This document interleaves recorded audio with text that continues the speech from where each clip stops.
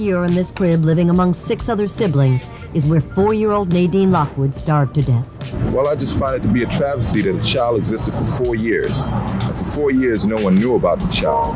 For 4 years, the child was tormented. Nadine's mother, Carla Lockwood, is charged with murder. She told police she didn't feed the child properly for a year because she didn't love her. The little girl died, and I didn't even knew that she had a 7th kid. Oh, I knew that she had 6 kids. Someone will report something, and by the time they get to it, the child is dead. And the only time they react is when the child is dead, when someone dies.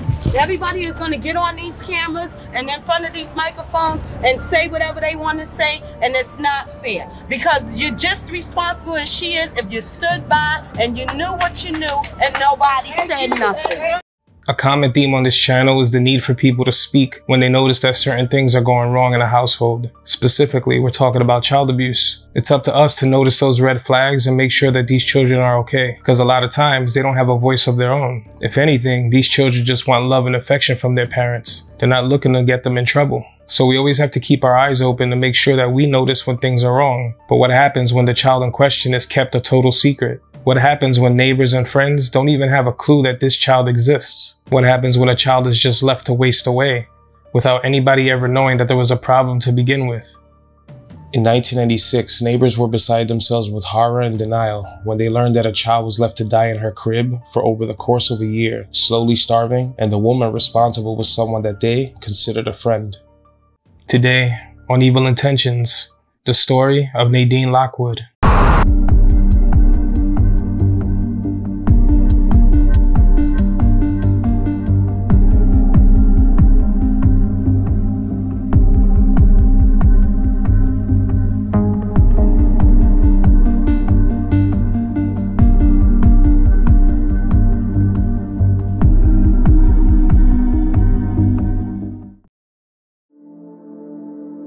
According to records, Nadine Lockwood was born sometime in September of 1991.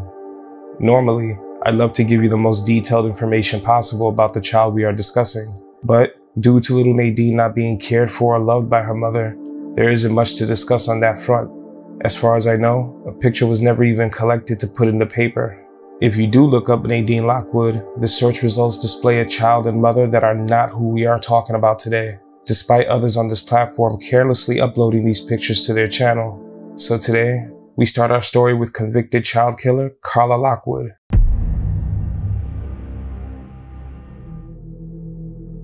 Carla Lockwood resided on 158th Street and St. Nicholas Avenue in the Washington Heights section of New York City.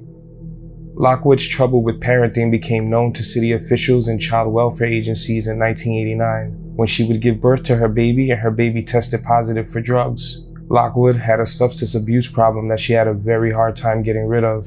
While some thought this first brush with child services would be enough to set her mother straight and get the help she needed to kick the harmful habits, it would prove to be the beginning of a long road ahead for Lockwood and the rest of her children. In 1991, Carla Lockwood would give birth to another child, and yet again, this child was born with drugs in their system. She named the child Nadine. Carla was granted the chance to have her children if she entered and completed rehab, with no legal action being taken against her. Now, around this time in New York City, Mayor Giuliani would suggest a new legislation. The idea was to change the child welfare law so that when a newborn tests positive for drugs, that would be considered abuse, and they'd be able to intervene at the earliest possible chance to maybe save a child's life by removing them from harm's way. This was brought on by the horrific death of little Elisa Izquierdo just a year prior. The effort failed, instead making evidence a requirement to remove a child. While the commissioner of ACS, Nicholas Scapetta, wouldn't answer exactly how long the Lockwood family was under their radar, he would confirm that there was a considerable amount of history with this family. Carla Lockwood was considered by most to be a loving mother. She took care of all her children, the children that these people knew about, at least. She was known to take them to the doctor when they were sick, get their immunization shots, keep records of their appointments in the home, the normal everyday responsibilities that come with raising your children. Carla was also doing this alone, since the father of the children, a man by the name of Leroy Punch Dickerson, abandoned her in 1991 while she was still pregnant with Nadine. According to neighbors who were interviewed by reporters, Dickerson was an unemployed absentee father. He was also an abusive man who would often beat Carla. He would also be known to steal her government assistance checks to buy liquor, cigarettes, and whatever else he wanted. Times like these, Lockwood would end up asking neighbors for money to borrow since she couldn't feed her children. Dickerson would also play a vital role in keeping little Nadine's suffering a secret, as he told others that the child was staying with his sister. So when it came to Nadine, you had a few people who knew of her existence, but they thought that the child was with family, so they didn't think anything was wrong. But to others, they didn't even know this child had been born. Neighbors would spend time with Carla in her home, and people were inside of the apartment, not knowing that there was a child dying in the next room. This just wasn't on anyone else's mind. Now, given the condition of the home in general, some would say this was enough of a red flag. The children slept in squalid conditions, with garbage and old food laying around. There were mentions of rats in the apartment as well as other pests. The condition of the home itself didn't hint anyone off. It just seemed like children who were taken care of, who were also in an unfortunate living arrangement. While most had no idea what was going on, the few who did witness some things were left puzzled seeing a seventh child. Sources stated that little Nadine could be seen in her crib in the middle of winter, without so much as a sheet to cover her cold, small body. When some neighbors found out about the seventh child, some would even make Carla offers to take the child themselves if she was having trouble taking care of her. But the truth is, this household was the last place any of these children belonged in, not just Nadine. Nadine was referred to as it, since Carla truly didn't view Nadine as her child. She viewed her as a burden. She even felt that Nadine was the reason for her bad luck, seeing as how the child's father left while she was pregnant. She would even state that Nadine was the reason her and her children ended up in a shelter. There was simply no love for this child. The other children would endure the worst of the trauma, as they had no choice but to watch their siblings suffer, sharing the same bedroom and growing used to the torture their own sister was going through. It's hard to imagine a life where a child could be singled out so terribly with nobody to even acknowledge her. It makes you think of the cries of hunger this child might have let out, and how they just faded into the walls of the Lockwood home. Nadine slept in an old wooden crib that she was tied to. Under the crib were piles of used diapers and tampons. The dark room had just one bare bulb that lit the room where Nadine would spend pretty much all of her short life. She slept on a 4-inch plastic mattress, and even that was ripped. The refrigerator in the home had a padlock on it just in case Nadine ever tried to get food.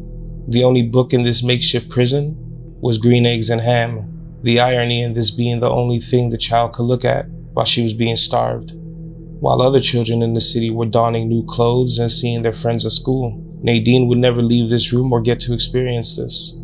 Her siblings were also beginning to miss school excessively. Yet another red flag for ACS.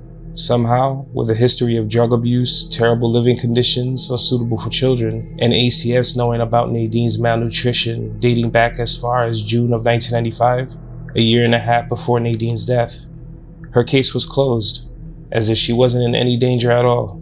And on August 31st of 1996, the details of Nadine's horrific life would come to light. For many people around the city, details of Nadine's death were just too much to bear. And of course, if you don't feel comfortable listening to these details, now would be a good time to skip.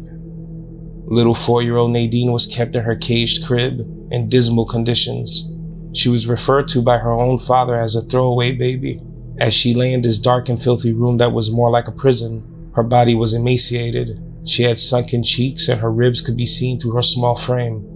She weighed just 15.5 pounds. She was missing lots of hair, and her arms and legs were so thin, it would be a surprise if she had even stood up in who knows how long. The child's father saw her in this same condition 3 months prior, and never even reported it. Of course, that's not a surprise after hearing about the history there. Dickerson states that he came to the crib and saw her just laying there, still and cold, and gathered himself before calling 911.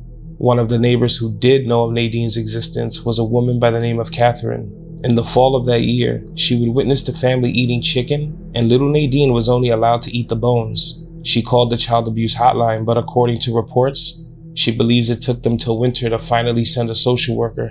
She would also say that whenever Carla was confronted about Nadine, she would refer to her own daughter as greedy. This caused a fight between the two women, resulting in the woman being told to mind her business since these children weren't hers.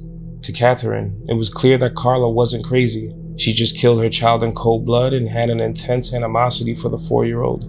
Once news about Nadine's death was out, it would be learned that Lockwood tried to give up Nadine for adoption as soon as she was born. The child's father was against it, even though he wasn't a real father to Nadine and he helped keep her suffering a secret. At the time, Carla was living with her father and he told her she had to leave since he couldn't live with so many children. This is when the hatred for her own daughter began, as she viewed this one child as the reason she would end up in a shelter, as mentioned earlier. Carla covered the back side of the crib so that when she entered the room, she wouldn't even see Nadine. She kept her in that crib from the time that she was 2 years old. Nadine would often peek out from behind the sheet and look on as her siblings ate, played, and slept. But by August of 1996, Nadine was severely ill. Her mother would throw her a turkey and cheese sandwich that Nadine couldn't consume and only picked apart. Carla would scream at her, asking her, quote, "Why didn't you eat the damn sandwich?" As Nadine lay in her crib, crying with her eyes closed, Carla would give her a glass of milk, a glass the little girl had no strength to hold. Then, little Nadine would let out a huge sigh, stare straight ahead, and the milk that she was given would begin to come out of her nose and mouth. And then little Nadine's suffering finally came to an end, just about a week shy of her 5th birthday. And the saddest fact of all was that while Carla was letting her daughter die, she was pregnant with another child. On Monday, September 9th of 1996, a funeral service was held for Nadine Lockwood at the Trumbo Funeral Service in Harlem, New York. Hundreds who didn't know Nadine would gather after hearing about the child's tragic end in the headlines and papers. The front of the chapel crowded with people who felt a connection to the child's tragic story. As Dickerson came to the service, he would be met with the angry and harsh words of people who knew just how big of a part he played in the ordeal.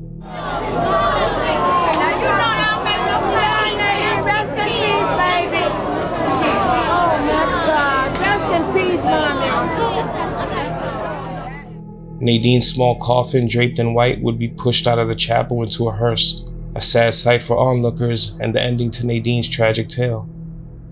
Carla Lockwood was sentenced to 15 years to life in prison for the murder of Nadine Lockwood. In 2016, Carla filed a lawsuit against the State Department of Correction for denying her parole 19 years into her 15-year sentence. She was released to immigration in 2017, and it's unclear if she's still serving her sentence. Leroy Dickerson was sentenced to 25 years to life in prison for his role in Nadine's death. He's eligible for parole in August of 2023. Nadine would have been 30 years old.